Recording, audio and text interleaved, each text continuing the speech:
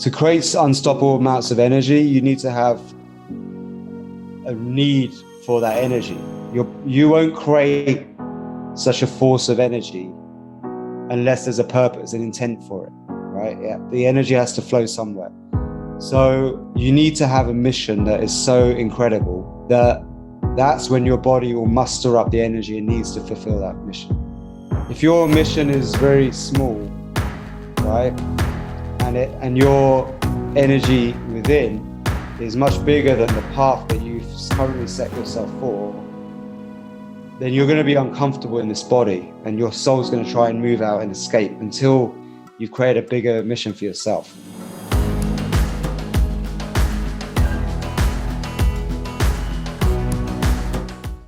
What's up, guys, and welcome to the Tapping Within podcast. On today's episode, we sat down with an ex-pharmacist turned holistic health expert and founder of the International School of Breathwork, SOMA Breath. After working for several years as a community pharmacist, Niraj Naik saw firsthand just how ineffective and even damaging pharmaceutical drugs can be. After undergoing a stress-related depression and even being diagnosed with ulcerative colitis, he embarked on a journey of profound self-healing and education. Known internationally as the Renegade Pharmacist, Niraj is dedicated to educating others on topics like holistic health, breathwork, meditation, and more. The method he's created with SOMA has drawn upon principles from ancient pranayama techniques to the latest technology in music, self-hypnosis, and even NLP training. In this episode, we dive into everything that's wrong with the pharmaceutical industry,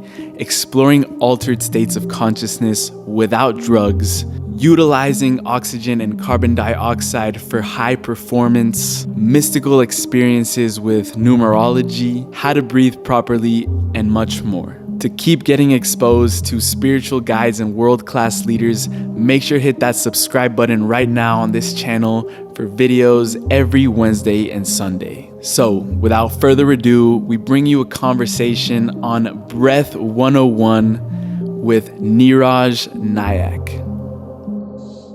Niraj, welcome to the podcast. How are you, brother? Fantastic, my friend. How are you?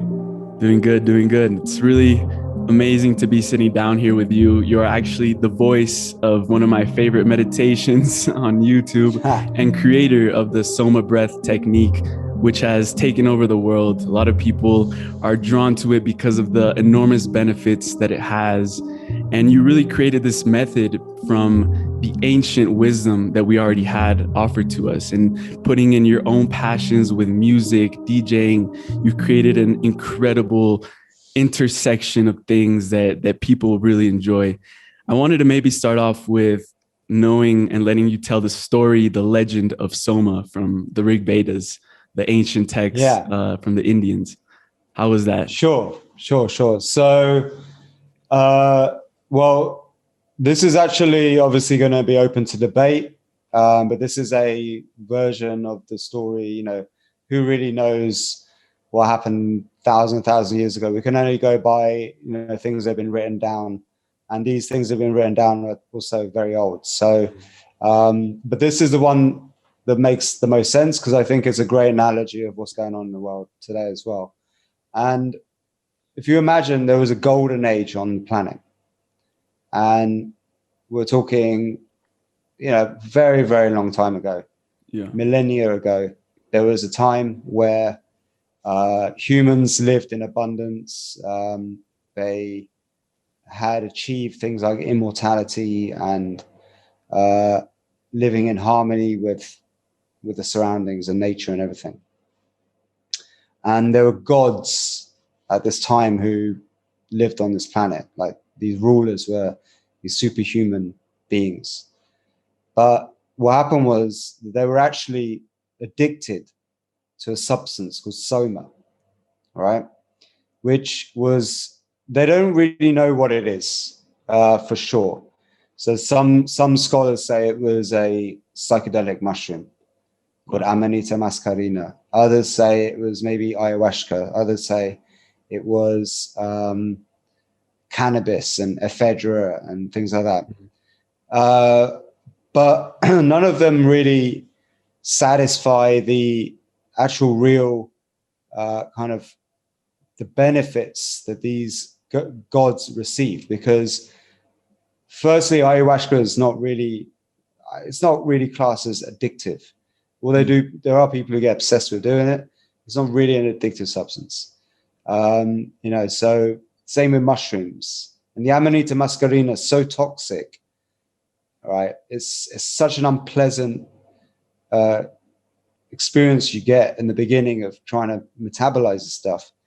That it's not addictive. It's not an addictive thing. So I don't believe it was any of those things. But it was something that gave you immortality. It helps you connect with the divine, have the most profound, like, psychedelic experiences. But it also was good for your health, for vitality, energy. It could do many different things, right?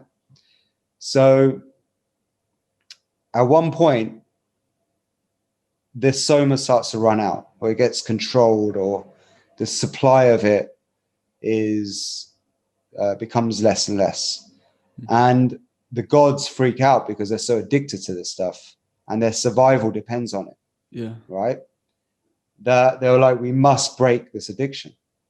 So that's when they decided they must go inwards to discover how to create the soma within. And that's the origin story of all these practices like tantric yoga. Tantric yoga, let's say, is the first to emerge, which is all about creating the bliss molecule of soma within, without taking anything. And if you look at this time that we're living in right now, you could say we're surrounded by different forms of soma. So we have the pharmaceutical somas, we have the TV, we have the media, we have the phones, Facebook, Twitter, all of that stuff. So we're surrounded by stuff that we get hooked on and addicted to. And, for some people, they lose their phone, it's the end of the world, right? They can't sleep that night. I know for me, when I've lost my phone, it can freak you out. And it's not good to be so dependent on stuff. So basically, the idea was that, and if you look at actually the modern world as well, we're so heavily dependent on pharmaceutical medications for our health. So the whole system that they devised was all about waking up the inner pharmacy so that you could create your own hormones, your own feelings. You could take charge of the inner world. So you no longer are dependent on the external world for your happiness. And that's the origin story of soma within, creating the soma within. So what I've done is I've made the modern version of that system. I've basically taken out the stuff that really works, that has a scientific evidence that backs it up, made it more accessible, made it more enjoyable with the music and easier to do, and the voice, create a whole system around it. Yeah, and then we have the guided meditation. Yeah. It's all part of it. So yeah, and that's what led us to what we've got now, is this big movement, which is helping people break free from addictions. We've had people, lifelong addictions, we've had to break free. We've had people with health issues recover from serious chronic health issues. We've had people lose weight. We've had people get ripped, like using it for athletic stuff, performance stuff, using it for manifesting, creating, the life that they want, So there's many things you can do. Once you gain control of the inner world, you realize that the inner world becomes the outer world. Thoughts become things. So when you can control that inner world, you have more sense of control of the external world, or at least how you react to it. Like, we can't control everything that's going to happen. Like, we didn't know that this coronavirus situation was going to happen. Only maybe a handful of people had like insight into that. Yeah. That's a whole nother rabbit hole. But, but there were people who dealt with this situation, and they went inward and they worked on themselves. They used this period, like yourself, use this time to grow your podcast and do something. Many other people wasted it drinking, fighting with their partner at home, their family, spending it watching nonsense on Netflix. And that means that they've not actually progressed in this year into something better than they were before. And so I've been trying to make a system that anyone can do that helps them take control of that inner world, so that when a situation like this just happens, instead of freaking out and becoming emotionally driven and just basically trying to numb the pain of your existence, you take action, you do things that are positive for yourself. And that's what SOMA Breath is all about. It's to make people reformat the operating system into a more upgraded form, so they start thinking for themselves. Yeah. That was an incredible introduction. Thank you for that. And we want to get into the benefits and all that you mentioned a bit later on. But first, you mentioned the problems with these pharmaceutical systems, these paradigms that we've built to get people addicted onto some substances like the media, or whether that be food as well. And at 24 years old, around my age, I'm 22, you became a legal drug dealer, as you call it, a community pharmacist. And I wanted to just get a little bit of background from you on, you were in this position where you started like really waking up to what was going on around you. And you started going a bit against the system, against the mainstream, creating these healthy alternatives, healthy shopping lists. And I wanted to know what sparked that awakening that you had in that whole like realm of where you were in, because in that space, you're not allowed to ask questions. So what really sparked that for you?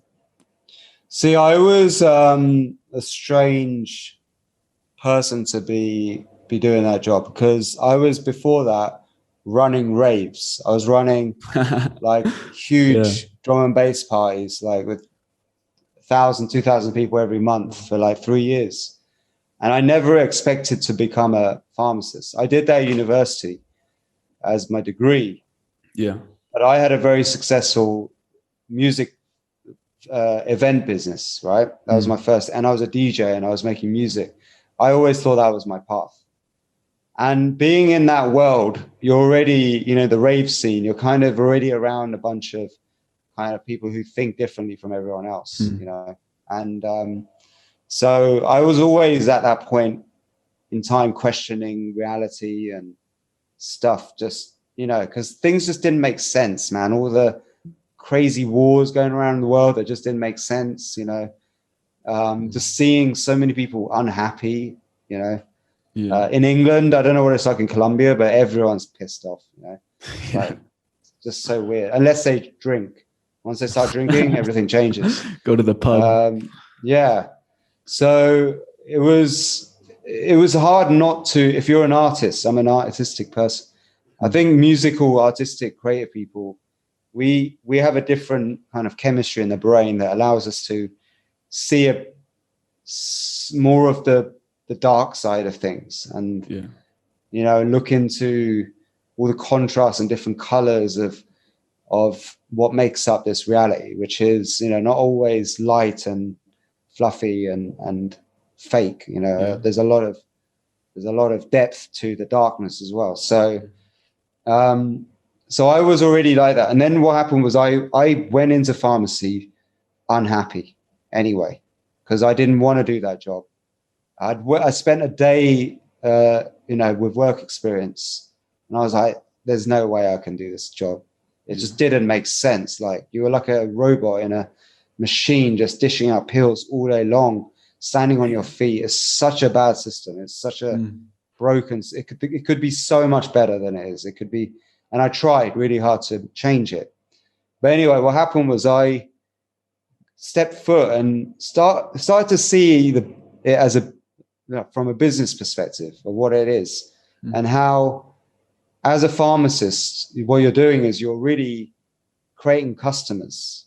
Well, it's actually the doctors who are prescribing the medications, getting the people onto a plethora of different medications. And really the job of the pharmacist, it's in our code of ethics, is first do no harm. You've got to stop people from taking the drugs. You shouldn't be jumping for the medications. Like, You should be managing the medications of patients. But many pharmacists, they don't care anymore about it. They're so unhappy with it and frustrated, you know.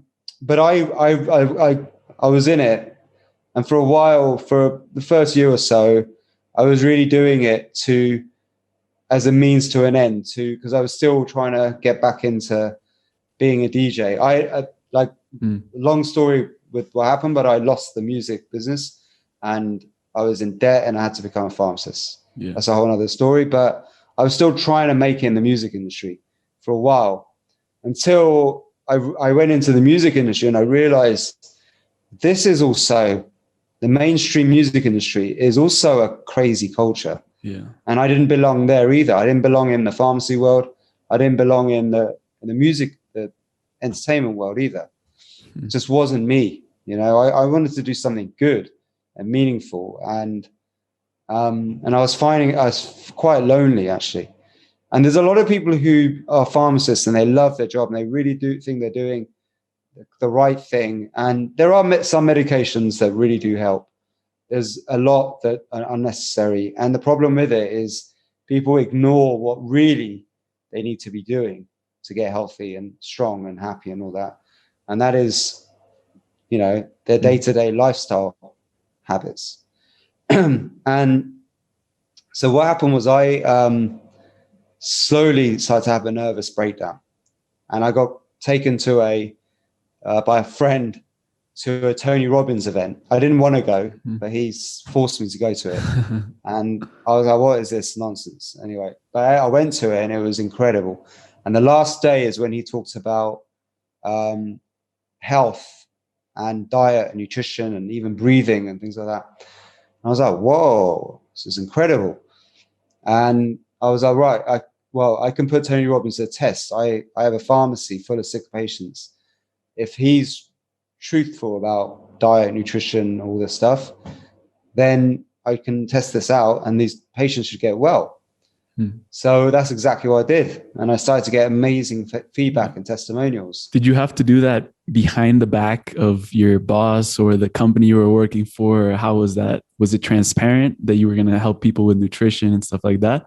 Or it was kind of, they turned their back on it for a bit. They didn't care. They were like, just as long as you're doing your job, yeah, you know, and as long as you're helping the patients, then that's good. And doctors were actually really impressed with what I was doing. And what happened was eventually I actually got promoted to the head office of one of the biggest corporations in the UK because I came up with this healthy shopping list service. But then that didn't work out. 6 months into it, they decided to shelve that project. So I got so disillusioned this time. I just couldn't believe it. Nothing seemed to be working out. And I was so scared about going back to that mundane pharmacy job. And boom, that's when I got hit with this autoimmune disease called ulcerative colitis, which basically makes you go to the toilet like 40 times a day out your backside. So I was really sick. And I was almost housebound for a year until luckily somebody saved me. And they say God stands a gift of desperation. And I was like in a moment of like absolute desperation. And dear friend of our family, Swami Amikananda, she's a yoga teacher. And she basically said, if you can heal yourself, you have a gift here. If you heal yourself, you can really inspire a lot of people. And that's exactly how it manifested. That's exactly what happened. That basically woke me up and gave me hope. You know, I was told that by the consultant that diet doesn't make any difference, that basically you're gonna have to have your colon removed, or you have to try this pill that hasn't been tested before. You can be a guinea pig for this new drug that's come out. And I mean, I was just ready to end it, you know. But she saved me with that advice. And actually, the stuff that really made the big difference was learning the simple breathing techniques from pranayama. And, you know, so the techniques that we have in SOMA Breath have evolved from the things that I learned back then. So I had already had first-hand experience in healing from an autoimmune disease. And the cool thing with it, actually, and I don't wish it upon anyone, though, but still, it was a gift because going through an illness, suffering myself, and having the pharmacy credibility really helped push SOMA Breath forward. It really helped me get taken seriously, because before that, it's really hard to get taken seriously, really hard. So now they really believe it, and it works. What we do, it works. But what I also do, because I really understand, I don't sell like a watered down thing. Like, it's very thoroughly researched. The science is there, and it's a holistic method that we've created. It's not like one size fits all, where you just do this one magic breathing technique and you'll be cured of everything. It's not about that. No, there's a whole protocol and different like lifestyle interventions that people should do, changes you should make to your habits. We work on sleep, diet, nutrition, your emotional health, and all these things. That's what's needed to happen to get healthy, because what's happened in modern medicine is that the mind and body got separated from each other. And then you got a doctor for the head, you got a doctor for the leg, you got a doctor for the kidney, you got a doctor for the heart. And each one of those is working on a separate part of the body, thinking that that's the only part that matters, right? Well, unfortunately, it's not how the human body works. It's not compartmental. It's not something that you can compartmentalize. And the problem with science is it's reductionist. The science that we have is based on like averages and stats and data that is based on linear science, which it may work for like a car, moving a car from A to B, but human bodies are very, very dynamic and complicated, and there's so many different factors. So, when you say somebody has an average blood pressure of 120/80, like, you can't say that everybody on this planet's blood pressure should be 120/80. And that's where the problem is. We're all unique and different. Like Gandhi, his blood pressure, guess what it was his whole life? Maybe higher than average, lower than average. Yeah. Good guess. Like, he had a 50-50 chance of being right with that one. So that's how I passed college. Like, yeah, you got it. It's all about numbers. So his was 200/100. So he had really high, extremely high blood pressure, but he didn't die. And when they did the post-mortem on his body, he was actually healthy. Blood pressure didn't affect his organs. So he died of a bullet in his head, right? And he was in his 80s. So what's average for someone is not necessarily average for everybody. So you got to know yourself. And this is what SOMA is all about, is know thyself. Know who you are. And we create a whole system based on the Ayurvedic system of diagnosis, self-inquiry, of figuring out who you are, to make a profile and a lifestyle plan based on your individual needs. That's what we train our therapists to do. Well, our SOMA Breath instructors to do. Yeah. And one of the key pillars that you guys base the SOMA technique on is the breath. And we're never taught or trained to breathe, never in our lifetime, unless you have outlets like you guys, or you have the Wim Hof, or you have others, holotropic breathing. So I wanted just to start off with maybe going deep into what you've learned about the breath and why it's such a key pillar for our health, our longevity, and how we can really tap into that system, hack it, so we can live more optimally, live with more energy, live more aligned with our truth and stuff like this. So one of the things that it really fascinates me about what you guys do is that you guys start breathing in rhythms. And it's always like either like a 2-4, a 4-8, like something like this. And what you've said is that you're creating this coherence in the body, which I've also heard from Joe Dispenza, other experts. What is this coherence that you're creating from the breathing rhythm? Great question. So a little bit about your breath and how it relates to your physiology. So when you breathe in, your heart rate actually goes up a little bit. When you breathe out, your heart rate goes down a bit. Okay. If you have, like, when you're stressed out, okay, and if you don't take conscious control of your breath, and you just allow the reptilian brain to control the breath. So remember, the breath is something that runs on autopilot, but also we can consciously take control over, right? If you breathe unconsciously and you're stressed, your breathing pattern can become erratic, which means that, sometimes you breathe in much longer than you breathe out, or you breathe out longer, or the rhythm can be disrupted. What that means is your heart rate is fluctuating in a more erratic way. And if you're like really stressed, it can be very erratic. And this actually creates a disharmony in your nervous system because your blood is pumping erratically.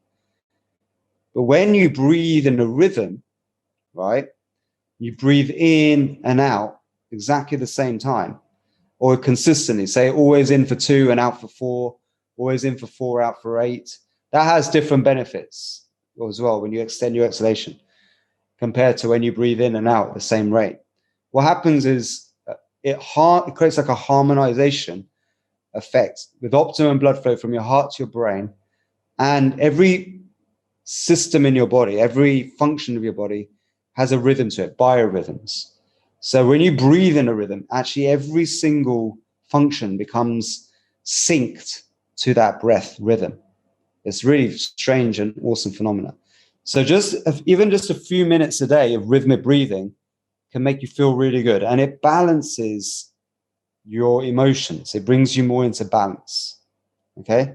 So if you're very parasympathetic dominant, you're going to be just like sleepy and lazy.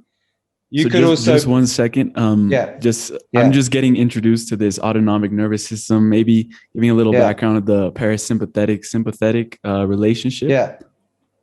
So parasympathetic nervous system deals with rest and digest. It's your healing state, but it's also associated with lower energy, right? States, like more chilled out, right? But it can also be negative. So when it's positive, you're using it to sleep, you're healing, you're resting, right? Yeah. When it's negative, you're becoming apathetic, lazy, right? You can become parasympathetic dominant, but have just all depressed, have all lack of love for life. Start procrastinating on your projects. But the other side is where you're strongly sympathetic dominant. Sympathetic nervous system deals with fight or flight energy. So it was used instinctively. We need this to do stuff, take action, make stuff happen. But the fight or flight response, which is when you get a lot of adrenaline pumping around the system, was our mechanism to unconsciously be able to spring into action when we're being attacked, right? So we can either defend or run away. So when we were in the jungle thousands of years ago, this was a useful thing. If you get attacked by an animal, or if you're going to attack an animal to go for the hunt, you get this burst of energy and you can almost become superhuman in that moment, right? But then as soon as the threat, danger goes away, or you've hunted, you got the kill, you calm down again, right? But now in the concrete jungles, right, those lions and tigers and bears are now your bosses, deadlines, your relationships, you know, your tax bills, stuff like that. And that emotional stress creates the same stimulus as physical stress in your body. So, and we can't escape emotional stress as easily, right? We're not going to just shoot our boss, you know, when he tells you off doing something or bullies you. And you're not going to go off and just murder your wife, are you? It's just not, I mean, some people do. That's not the way I recommend dealing with the stress. Some people do that. And when it gets too much, but we generally don't have the same escape mechanisms. So a lot of people it builds deal with, like a sea of stress hormones all day long.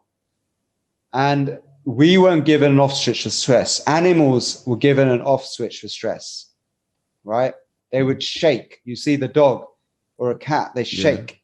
That shakes off the stress, okay? So they have instinctively. They do that unconsciously, right? We have to actually consciously shake ourselves to do that. Yes. So we have to learn techniques to switch off the stress. So that was another thing with the breath. is that you can very quickly turn off stress with breathing techniques when you're feeling nervous and anxious. Yeah. So when you breathe out, you're more likely to get into the parasympathetic. Yeah, right? when you extend your exhalation. So if you breathe in a rhythm where you breathe out twice the length of time as you breathe in, continuously, you turn on the parasympathetic. It's twice as long you're breathing out. Yeah. So like a 4 in, 8 seconds out, something like that. Yeah, or 2 in, four out. Yeah. Okay. And then the opposite's true with the sympathetic. So if you breathe in for 4 and out for 2, so you extend your inhalation, you'll feel heat generate, you'll feel adrenaline, you'll feel a rush. That produces adrenaline. So actually the Wim Hof method is like that. Where you go, right? You feel adrenaline, you feel heat generated, charges you up. Yeah. And I was hearing you talk about on another podcast that there's an optimal balance between the oxygen and then the carbon dioxide that we have in our body. Could you maybe get into a little bit about that and how we can use this knowledge to, have better performance in our daily life? If we need more energy or we need to rest, how can we manage this balance between those two? Yeah. So the way, I'll give you a little biology of breathing, respiration. So we breathe in air, right, which contains oxygen. Breathe in the oxygen, comes into your lungs, goes through the lungs, and it needs carbon dioxide present to pass through into the bloodstream. Okay, a little bit of carbon dioxide. So that creates a gradient that allows oxygen to pass through into the bloodstream. When it goes into your bloodstream, it's transported to your tissue cells, which are the cells, your muscles, your organs. And in order for your body to know where to drop off the oxygen from the red blood cells, carbon dioxide is a signal. So your cells are like they're breathing as well. Okay, your cells are like they're breathing. So they produce carbon dioxide, right, as a product of respiration. So it consumes oxygen in the mitochondria. It burns with sugar to create ATP, light energy, which drives all the functions of your life. Water vapor and CO2.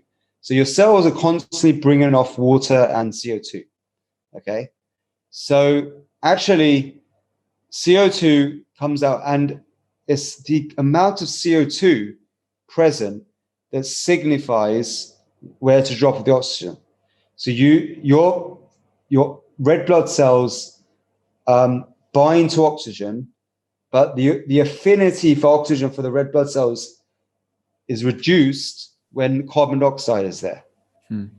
Right? So that's called the Bohr effect. Right? Now here's the thing.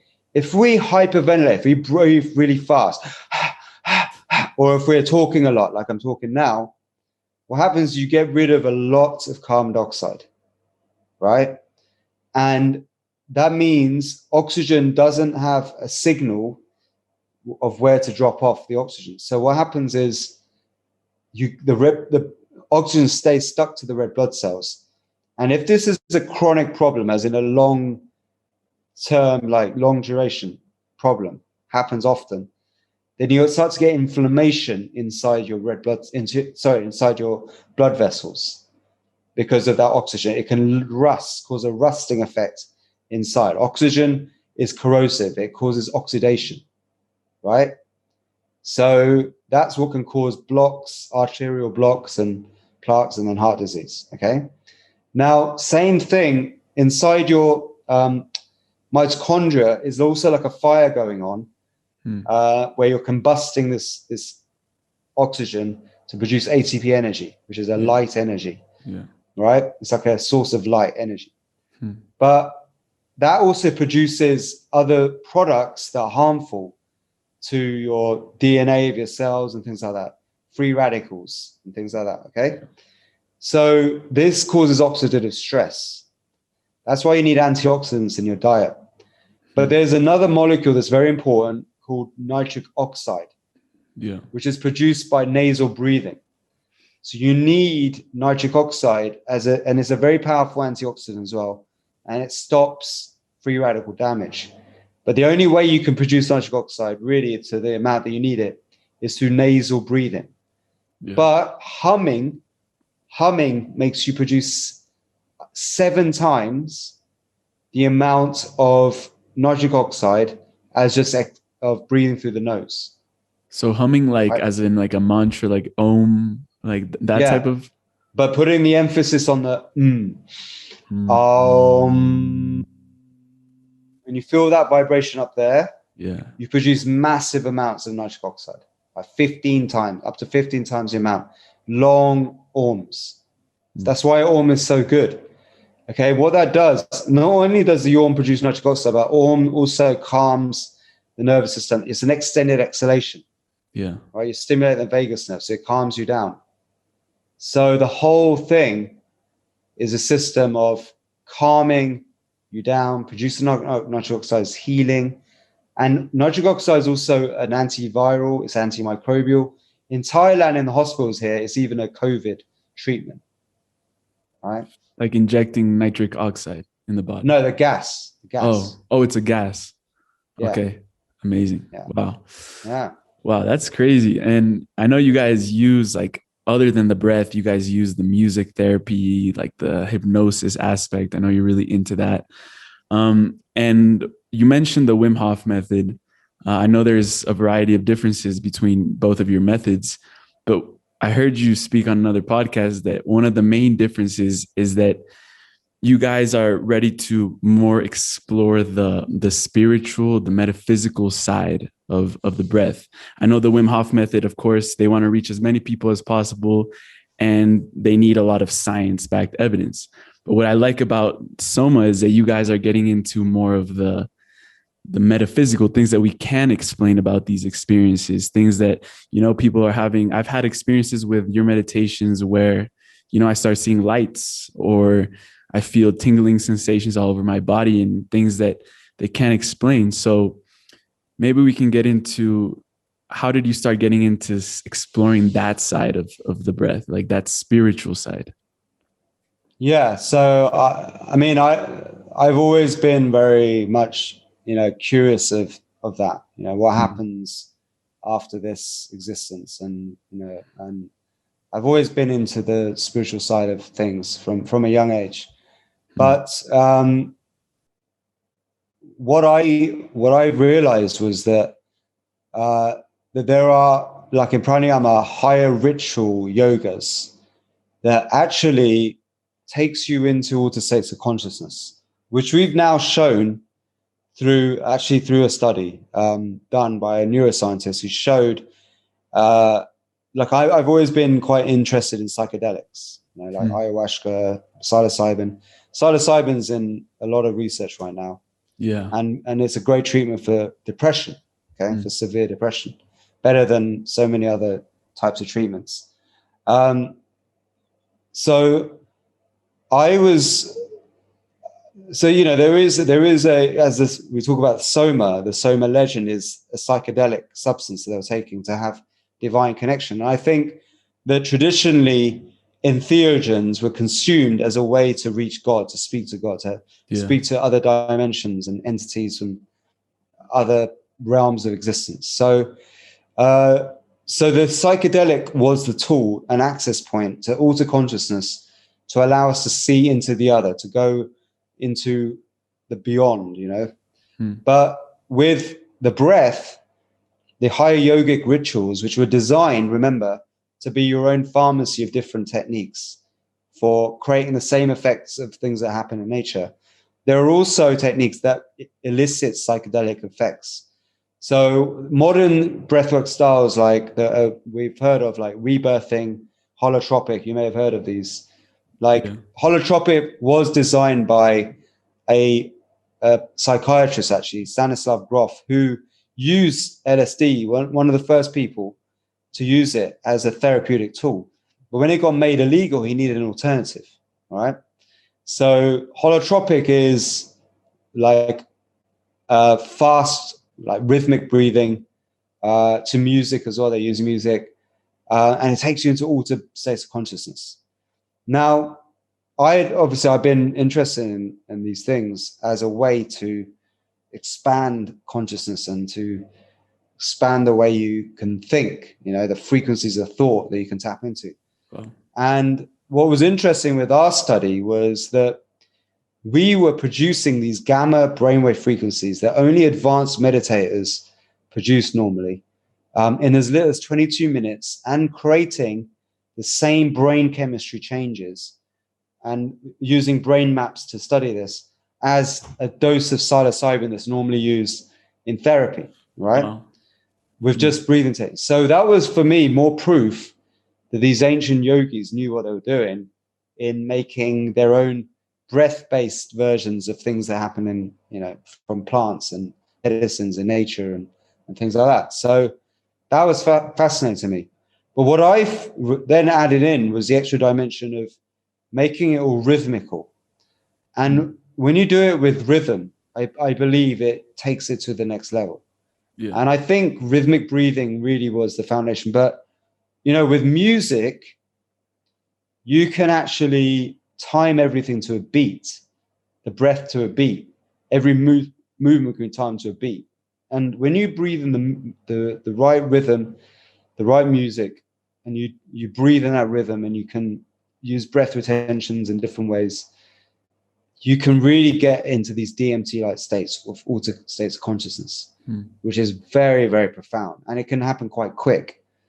So, from my own practice, just doing it, getting into such divine states, having such strange, weird synchronicities happen in my life all the time, meeting people who are like, they are like supernatural beings, just being in their presence. I've met some really amazing mystical people in my time, and just having events happen to me, like when I was sick, that was a psychedelic experience. Going through that journey of near death almost was a trip in itself. And you get so close to the divine, and there are times where you're delirious with fear and worry, but also sickness, and your energy's all fucked up. But you get connected to some other source that gets you through it. And I believe you can tap into that at will with breathing techniques. And that's what I'm helping people to do, because with that kind of guidance that you can receive from having more confidence that there's something up there looking after you, that is what, actually, if you read autobiographies of very successful people, is one thing that a lot of them have in common. That is that they believe that there's some divine light that's in their presence that's been guiding their mission. And they find it hard to describe it and explain it, but they feel like there is a spiritual force in their presence. And I believe that I'm giving people now that first access point, that first experience. Like, I'll give you one story. There was one of the early breath ceremonies I did with SOMA Breath was in Bali. And this is the weird thing. I hope we've got enough time. I try and condense it. But not long before this, I had been hanging out with this guy, Uri Geller, by sheer fate, who is a psychic spy for the Mossad, CIA. There's a lot of people who say that he's a charlatan and, he fooled everyone. But there's a really compelling documentary called The Secret Life of Uri Geller that's worth watching. And I don't know, I'm still undecided. I don't know if he's just the best magician ever or he's a genuine psychic, but he definitely has the power to manifest incredible stuff. And he told me all about the number 11 and the significance of it. And since that time, I've had the 11 really show up in the most bizarre places. At the point where... It would have been sick if we just look at the clock, 11:11. It's coming close. Like it's 20. Yeah, it's almost there. And we basically had moved our house. My business address became 11, number 11. Wim Hof, when I first met him, he lives at number 11. My business partner, his name is 11 letters. His address is 1111.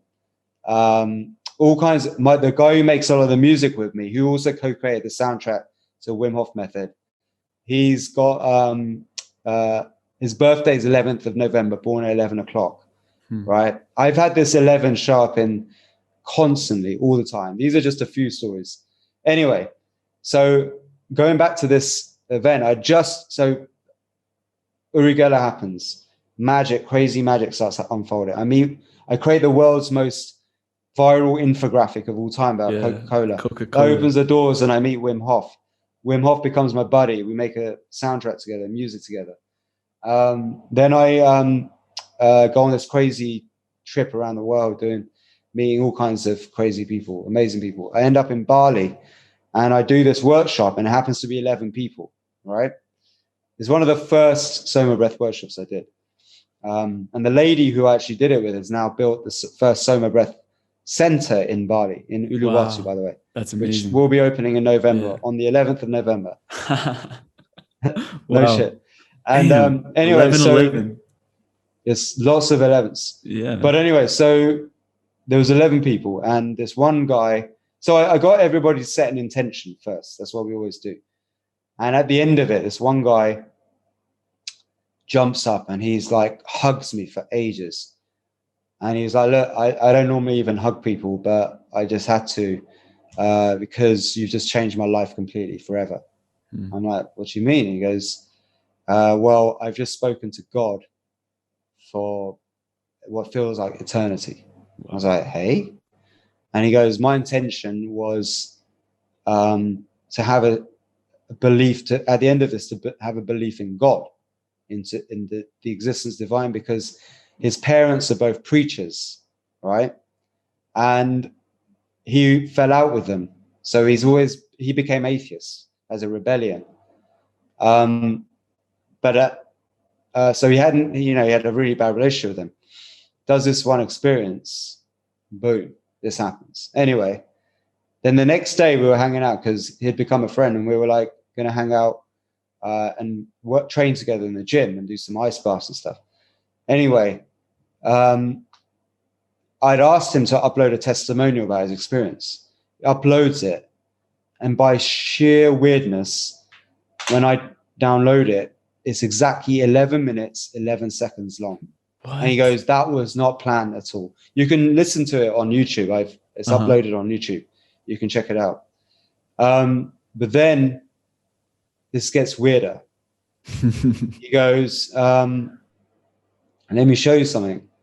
And he gives me a t-shirt and it's got 11 surfboards on as a logo. And like, he goes, my first business was called 1111 Surfboards in Bali. I sold surfboards and my business address was 1111. And I thought you should have this t-shirt because it's going to blow your mind. And I was like, how much more proof do I need in there being an existence of the divine, a spirit guiding us right now? I mean, that was so many weird signs. And Uri Geller said, like, number 11 is a sign that there is a mystic spiritual force in your presence that's around you. Yeah. So when you start seeing it often, that's the time when thoughts are going to turn into things. Yeah. So you got to be careful because it can also manifest bad shit. Yeah, I see. It will give you whatever you want. So, but since that point, more and more, I've gone, deeper into these things and gone more into the spiritual. I mean, Wim's a very spiritual person, but they don't want to freak people out. Exactly. With Wim going down, we work together very close. He's like my very close friend, and we're like the more that side, the mystical, the renegades, spiritual side. And Wim takes care of the dudes, the bros. Yeah, I see. Yeah. It's amazing. Thank you for sharing that story. And really, I've had these types of experiences happening more recently.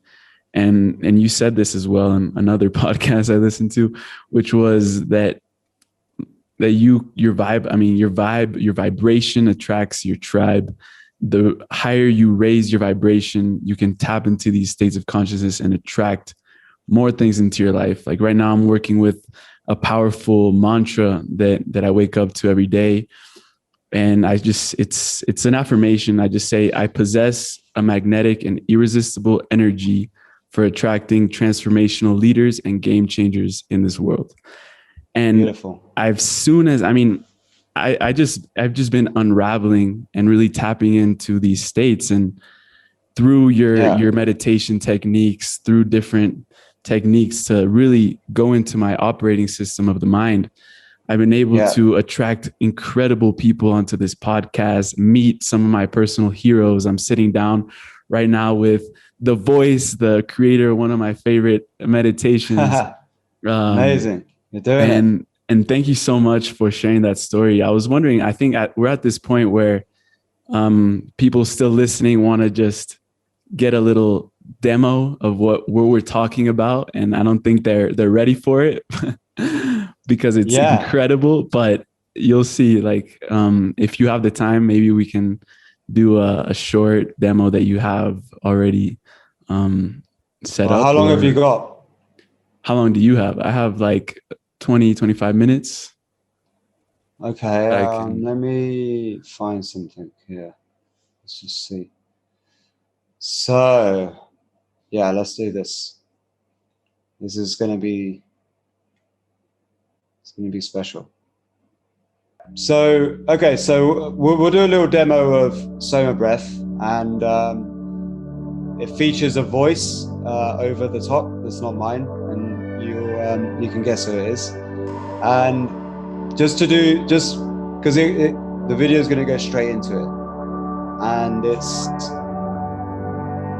the title of it is called "Wake Up to Your Beautiful Self." In brackets, DMT. What's up, everyone? Hope you're enjoying this episode so far. So for the next 15 minutes, Niraj led me through a SOMA Breath experience, and it honestly blew my mind. If this meditation is something that you guys want, comment below SOMA meditation and we'll make it happen. Also, we'd appreciate if you guys could support this show by hitting that subscribe button, hitting that like button, and also you'll get notified when the meditation comes out. So enjoy the rest of the episode, guys, and peace.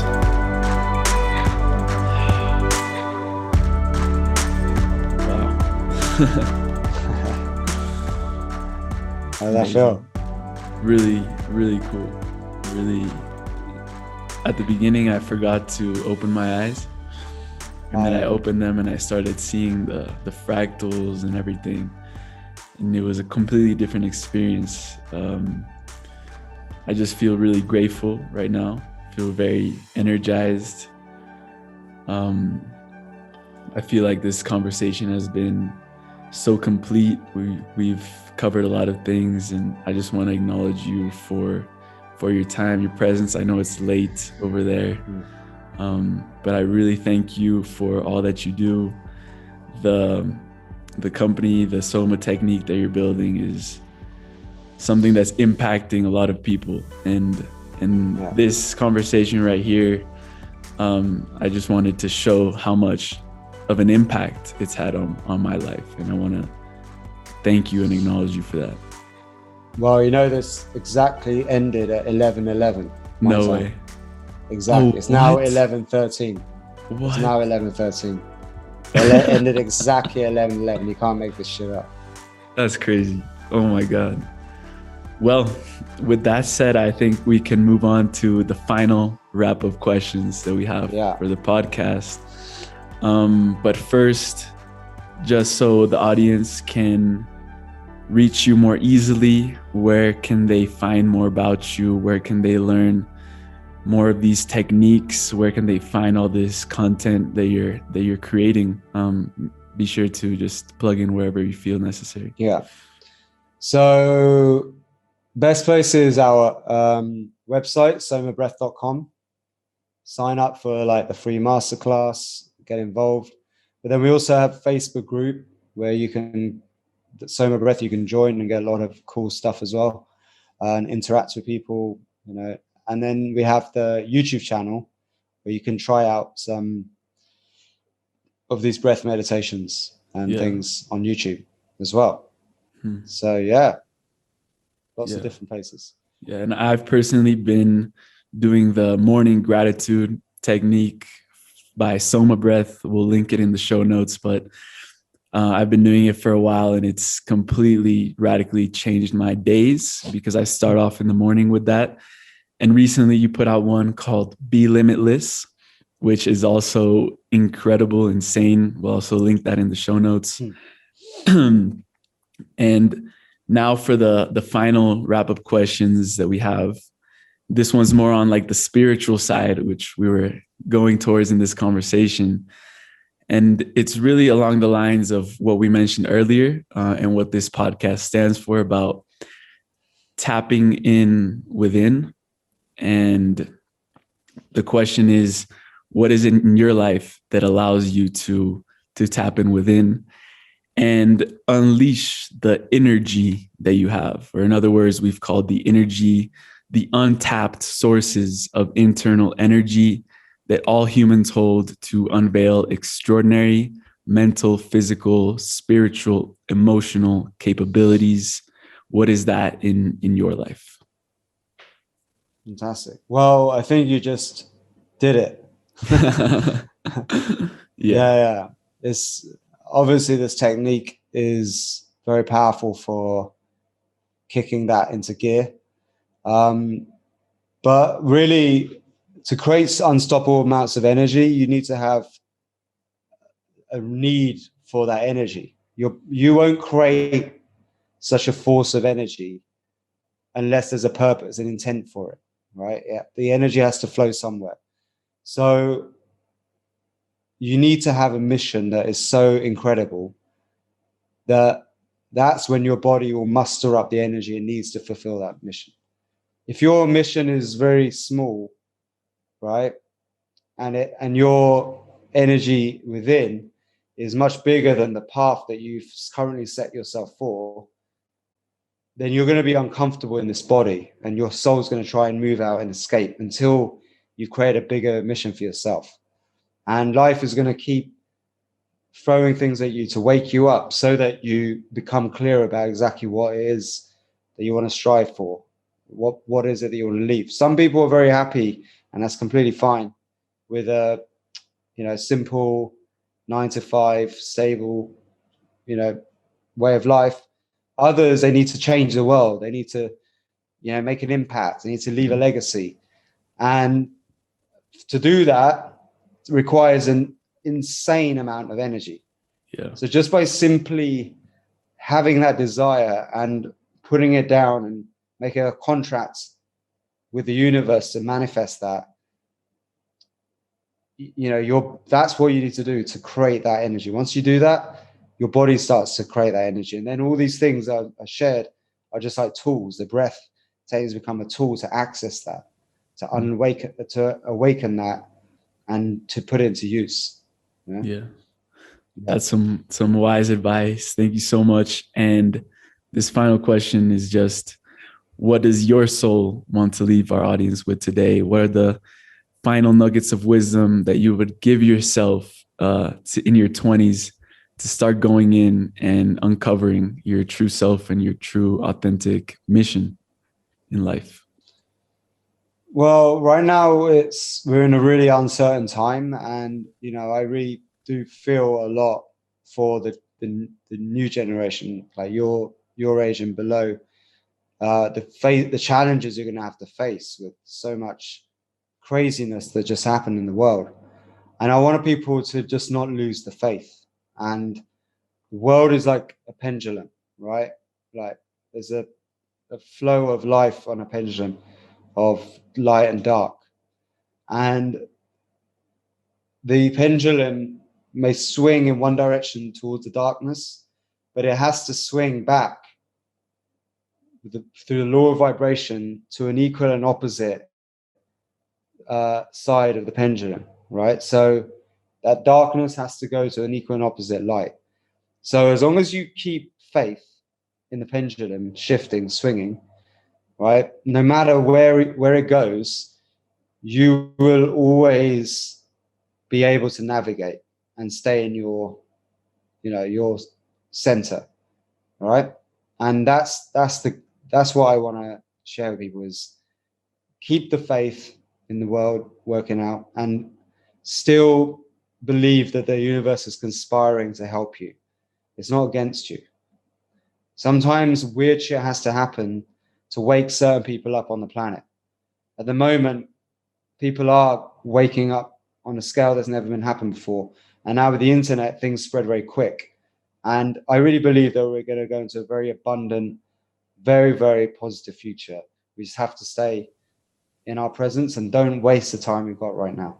Yeah. And thank you for doing what you do. You're a huge centerpiece to that whole movement and SOMA through all these techniques that you're building. Thank you so much for that. And for sharing your story, for giving us that faith. So really appreciate all of this wisdom. And I'm really grateful to have come across you. Appreciate that. And you keep doing your thing too, brother. Respect. Thank you, brother. Take care.